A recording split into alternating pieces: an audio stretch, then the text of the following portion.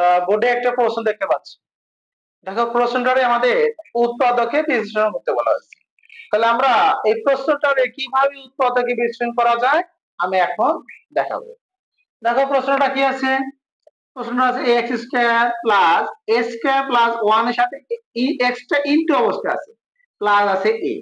তাহলে আমরা এক্স স্কয়ারটা যেভাবে রেখে দিলাম। দেখো এক্সটা এ স্কয়ার প্লাস 1 এর সাথে কি অবস্থায় আছে, গুণ অবস্থায় আছে। তাহলে আমরা কি করব, এই এক্স দিয়ে এ স্কয়ার কে গুণ করব, 1 দিয়ে গুণ করব। তাহলে এক্স দিয়ে যদি আমরা এ স্কয়ারে গুণ করি কি পাবো আমরা, এ স্কয়ার এক্স পাবো। এই প্লাস এ মাইনাস প্লাস এ প্লাস হচ্ছে প্লাস, আবার এক্স দিয়ে যদি আমরা 1 কে গুণ করি কি পাবো, এক্স পাবো। প্লাস কি আছে, এ আছে, সমান সমান। এখন দেখো আমরা এই প্রথম দুই পদ থেকে আমরা কমন নিব।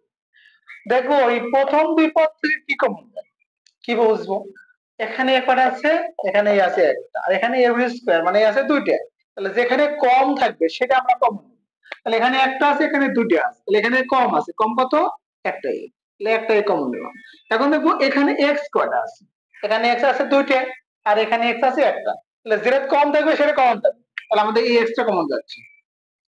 তাহলে আমরা এই দুই পদ থেকে এক্স কমন দিতে পারতেছি। তাহলে এখান থেকে এ কমন নিচে এবার যাচ্ছে, এখানে এক্স আছে দুইটা, কমন নিচে একটা, থাকতেছে একটা, তাহলে একটা এক্স লিখে দিলাম প্লাস। এরপরে দেখো এখানে কি আছে, এ আছে দুইটা, এ স্কয়ার মানে আছে দুইটা, আমরা কমন নিচ্ছি একটা, তো থাকতেছে কয়টা, একটা এ থাকতেছে, তাহলে একটা এ লিখে দিলাম।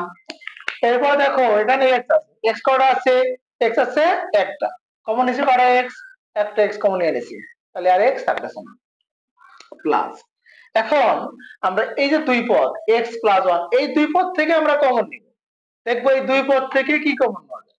তাহলে দেখো এখানে একটা x আছে, একটা a আছে, কমন নাম তেমন কিছু নাই।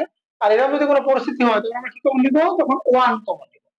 আর 1 যদি কমন নিই যা আছে তাই থাকবে, তাহলে x প্লাস a থেকে গেল। আর এই সামনে যদি প্লাস চিহ্ন আছে চিহ্ন কোনো পরিবর্তন হয় না, যদি এখানে মাইনাস চিহ্ন থাকতো তাহলে চিহ্ন পরিবর্তন হয়ে যেত।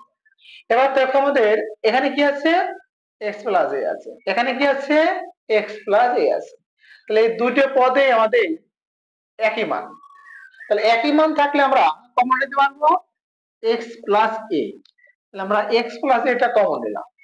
তাহলে এই x প্লাস a যদি এখান থেকে কমন নিই তাহলে কি থাকতেছে, এখানে ax থাকতেছে, এই হলো আমাদের ax।